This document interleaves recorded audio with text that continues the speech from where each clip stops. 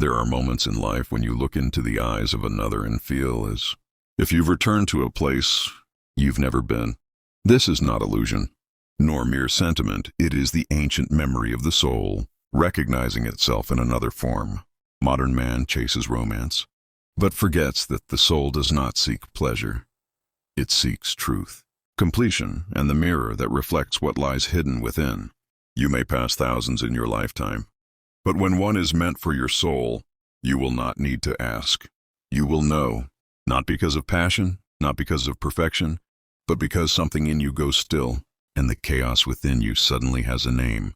Today I will not speak of love as the poets do, nor as the dreamers wish it to be. I will speak of love as the soul demands it, raw, unrelenting, mysterious, and how you must suffer, awaken, and be reborn before you ever recognize its true form. There are moments in life when we meet a person and something beyond the veil of the senses begins to stir. Not the flicker of superficial attraction, nor the echo of fleeting emotions, but a deep, inexplicable familiarity. As if a hidden chord within us has been struck by a hand we do not remember, yet somehow have always known. This is not fantasy. This is synchronicity, the mysterious orchestration of events, governed by the deeper order of the psyche, where the outer and the inner world collide with meaning. I once encountered a man who spoke of meeting a woman for the first time, yet feeling as though he had known her across lifetimes. He dismissed it as irrational until, through exploration of his unconscious, dreams began revealing images of her long before their meeting. What he experienced was not delusion. It was the soul recognizing a pattern beyond linear time. In such moments, the psyche whispers, "This is no accident." The ancient Stoics called it sympathia, the interconnectedness of all things. Plato spoke of the soul's memory of divine forms, glimpsed in those we are drawn to. When someone is meant for your soul, there is a trembling of the eternal beneath the mundane, a resonance not born of logic but of destiny. And it is in this invisible resonance that synchronicity reveals its hand. I have found in my life and in my practice that the soul rarely shouts, it speaks in symbols, dreams, and delicate patterns. When a meeting is orchestrated by the deeper self, it is not announced with trumpets, but with the soft echo of inevitability. The train you missed, the street you never planned to walk down, the book that fell open to their name, these are not coincidences. They are constellations forming in the dark skies of our inner cosmos. As Heraclitus once said, the unseen harmony is better than the seen. Soul recognition is the awakening to that harmony, and when it comes, it carries the unmistakable fragrance of something sacred returning home, and once felt, it cannot be unfelt. There is a grave misunderstanding in the modern world, that love must be earned through compromise, that intimacy demands the quiet sacrifice of one's essence. But the soul knows differently. It knows that any connection requiring you to abandon yourself is not a union of spirits, but a masquerade staged by the ego's hunger for approval and fear of loneliness. True connection, the kind destined by the unconscious, does not require your self-betrayal. It demands your wholeness. I have witnessed, time and again, individuals twisting themselves into shapes unrecognizable, wearing masks to be loved, only to find themselves lonelier than before. In analysis, they bring dreams of broken mirrors and shifting faces, symbols of the self fragmented by appeasement. These images do not lie. They reveal what the conscious mind refuses to see, that to be chosen at the cost of your authenticity is to lose the very self that longs to be seen. The philosopher Epictetus warned, if you wish to be loved, love yourself first. Not in the shallow sense of ego inflation, but in the deep honoring of one's truth. When someone is meant for your soul, they do not demand that you abandon your inner compass. Instead, they serve as a mirror, reflecting back the parts of you you were once afraid to show, not erasing them. They draw you deeper into your essence, not away from it. In my own journey, I too felt the subtle seduction of pleasing others to secure belonging. But it was only when I stood rooted in my convictions, even if misunderstood or alone, that I found relationships of true depth, ones born not of projection, but of recognition. When you are whole, the right soul will not ask for fragments. They will meet you in your entirety. Love born of self-sacrifice is brittle, but love born of self-honor is unshakable. If your spirit must shrink for love to stay, then it is not love. It is a transaction. Real connection waits for no performance. It waits for the unveiling of who you truly are. There is a secret law written not on paper, but in the architecture of the psyche. We do not attract what we want, but what we are. Our relationships, especially those that stir the soul, are mirrors reflecting not the fantasies we consciously construct, but the beliefs buried in the deep unconscious. We attract people who confirm the truths we hold about ourselves, even the ones we cannot yet admit. When an individual, for example, holds the quiet belief, "I am unworthy of love," they often find themselves entangled with those who reinforce abandonment, rejection, or emotional coldness. This is not cruelty of fate. It is the psyche's attempt to make the unconscious conscious. The soul orchestrates these repetitions so we may see ourselves more clearly. As Goethe once said, "A man sees in the world what he carries in his heart." In my own clinical observations, I encountered patients tormented by recurring patterns in their romantic lives. Again and again they chose partners who wounded them in eerily familiar ways. Only when we examined the inner image they held of love formed in childhood, shaped by ancestral echoes, did the pattern become transparent. The soul does not mistake punishment for intimacy. Rather, the wounded ego does. The unconscious recreates these scenarios in search of healing, not suffering. One cannot attract a soul-level connection while harboring hidden beliefs of self-betrayal, unworthiness, or fear. These beliefs radiate outward like unseen signals, drawing toward us those who confirm them.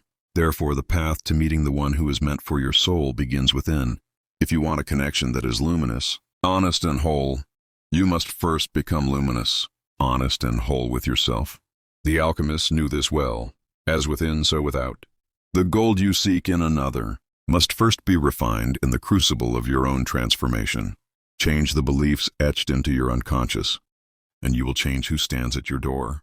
When someone is truly meant for your soul, it will not be because you chased them. It will be because your soul became ready to receive what it already believed it deserved.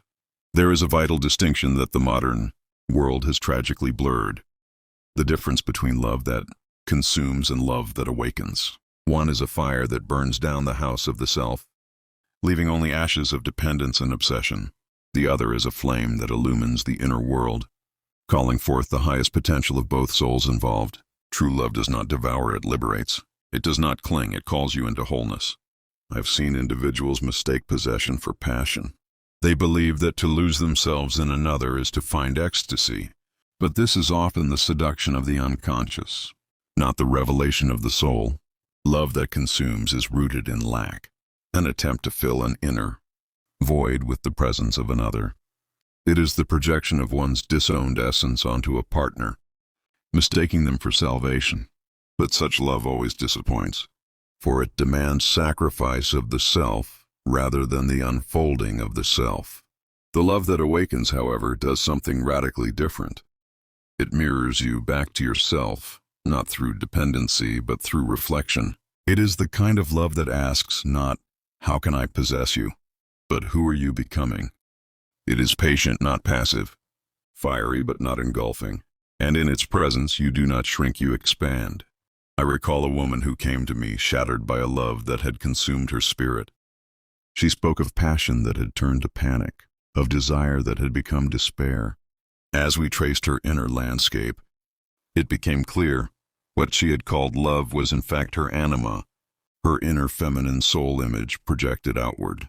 She had not loved the man, she had loved the part of herself she had abandoned. In contrast, I have also witnessed unions where two souls, having done the deep inner work, recognized one another without frenzy. Their connection was not marked by chaos, but by clarity. Such love lifts, inspires, and renews. It does not enmesh, it enkindles. The soul does not come alive through possession, but through presence. And when someone is meant for your soul, they will not try to consume your light. They will help you remember it. There is no greater illusion than the belief that we truly see another when, in truth, we often see only the shadow of our own unconscious cast upon them.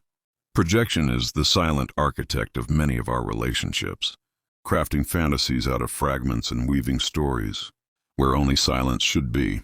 It blinds us not because we are ignorant, but because we are too entangled with the parts of ourselves we have not yet come to know.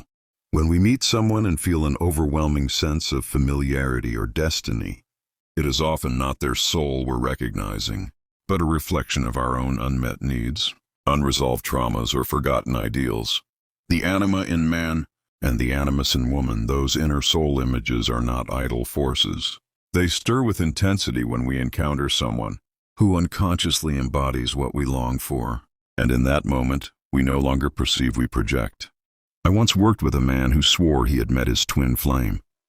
His love was immediate, irrational, and all-consuming. Yet beneath that fire lay a deep mother wound, a hunger to be nurtured and seen. This woman, unknowingly, became the canvas onto which he projected his inner child's longing. When she could not fulfill this sacred role he had assigned her, the illusion collapsed and he was left, not heartbroken by her absence, but shattered by the disillusionment of his own unconscious fantasy. True vision begins when projection ends. It is only when we dare to retrieve those parts of ourselves that we've cast onto others that we begin to see them as they truly are. Love that is born from clarity, not fantasy, is the only kind that can survive the trials of time. To love someone not because they reflect your dream, but because you have come to know their reality, that is a rare and sacred gift. If someone is meant for your soul, you won't be blinded by illusion. Instead, their presence will invite you to see not just them, but yourself more clearly than ever before. Some souls do not come to walk beside us for the length of our lives. They arrive as initiators, catalysts sent by fate to awaken something buried deep within us. These encounters are not mistakes, nor are they tragedies. They are alchemical fires, igniting transformation within the very marrow of our being. And though the longing for permanence may stir in our hearts, the truth remains. Not all love is meant to stay, some is meant to open us. I once counseled a woman who found herself utterly changed by a brief and intense romance. The man disappeared from her life as quickly as he arrived, leaving her in anguish and confusion. Yet as she processed her grief, she discovered something profound. She had found her voice. In loving him, she had confronted her deepest fears of abandonment, reclaimed parts of herself she had long denied, and stood face to face with her own shadow. His departure, though painful, had been the gate through which she entered her own rebirth. This is the paradox of soul initiators. They often feel like the one, not because they are destined to stay, but because they carry the key to a door within us that had long remained locked. Plato once wrote in the Symposium that the soul, before birth, is split in two, forever seeking its other half. But often what we mistake for reunion is actually a mirror, a soul whose presence forces us to remember who we truly are. Such people are not enemies, nor are they saviors. They are sacred messengers, embodied lessons from the unconscious realm. They stir the dormant archetypes, rattle our defenses, and call forth the buried truths that we were not yet ready to face alone. Their love is not a destination, it is an initiation.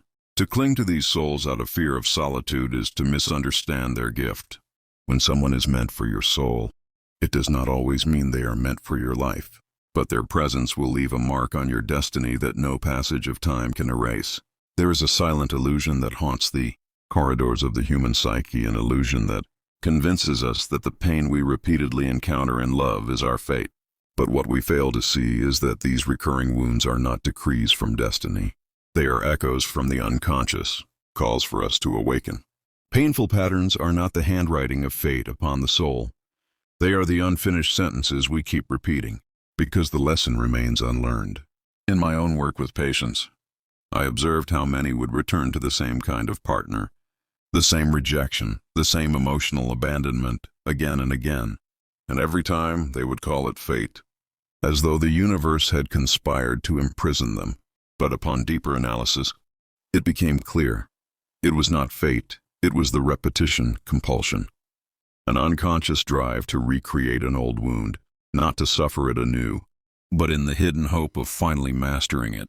One woman, abandoned by her father in childhood, later chose men who were emotionally distant, unavailable, or unfaithful.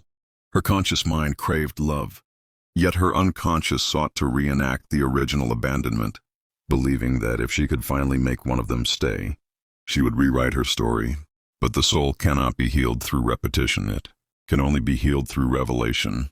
Until she confronted the wound itself, the pattern would continue, masked as fate but rooted in unresolved pain. As the philosopher Heraclitus said, character is destiny. But what he meant was not that we are shackled by fate, but that our inner world, left unexamined, becomes the author of our outer reality. It is not life that repeats, it is we who remain unchanged. And so the mirror of life reflects back our own blindness. To believe that suffering is fate is to surrender your power, but to realize that these patterns are invitations to consciousness, that is liberation. When someone is meant for your soul, you will not have to sacrifice your peace to hold them, nor will the pain feel familiar. It will not repeat, it will reveal. In the quiet chambers of the soul, there lies a longing not merely for companionship, but for something far more ancient and sacred, resonance. Yet most people confuse this with rescue. They believe the one who arrives and eases their suffering must be their salvation. But in truth, the soul does not seek to be saved, it seeks to be seen. Wholeness, not woundedness, is the true magnet of divine resonance. When one is fragmented inside, they attract what mirrors their fractures. They seek out partners to mend what they haven't healed, lovers to soothe what they haven't faced. But this is not resonance, it is dependency wrapped in romantic illusion. The one who comes to rescue you from yourself is not your soulmate. They are a temporary patch, and often a dangerous one. What begins as comfort soon breeds control, because what is born of lack becomes possessive of what it feeds. I have seen this in many lives, and I have lived it in my own. In the early stages of my inner development, I too sought understanding in others before finding it within. But each time I attempted to extract wholeness from another, I only deepened the void. It was only when I turned inward, into the shadows and forgotten corners of my psyche, that I began to experience a transformation not from being loved, but from becoming love itself. When one becomes whole through confrontation of the shadow, integration of the unloved self, and acceptance of their full humanity, they no longer emit a cry for help. Instead, they radiate an energy of self-possession, of quiet power. And it is this frequency that calls forth another who does not wish to fix, but to witness. Not to repair, but to reflect. As Plotinus once wrote, "Never did I see the sun unless it had become sun-like." In the same way, the soul cannot recognize what it has not yet become. Rescue comes to the broken. Resonance comes to the whole. And when it does, it is not chaotic, it is calm. It does not tremble, it remembers. Loneliness, though feared and resisted by many, is not the cruel sentence we often mistake it to be. It is, in truth, a sacred passageway, a portal into the hidden chambers of the self. Most people run from it, distracting themselves with noise, company, and endless movement. But the soul cannot be tricked by diversion.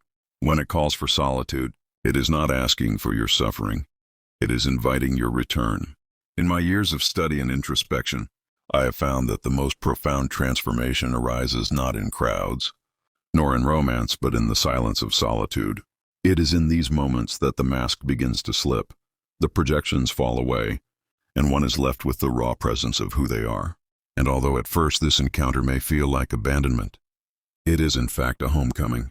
People often ask why they must endure this aching void before encountering a true connection. The answer is found in the very nature of wholeness. As long as one fears being alone, they are not truly free. They are driven by unconscious need, which distorts the way they see others. They grasp at relationships not for the sake of love, but to escape the mirror of isolation. And anything born from fear will sooner or later mirror that fear back.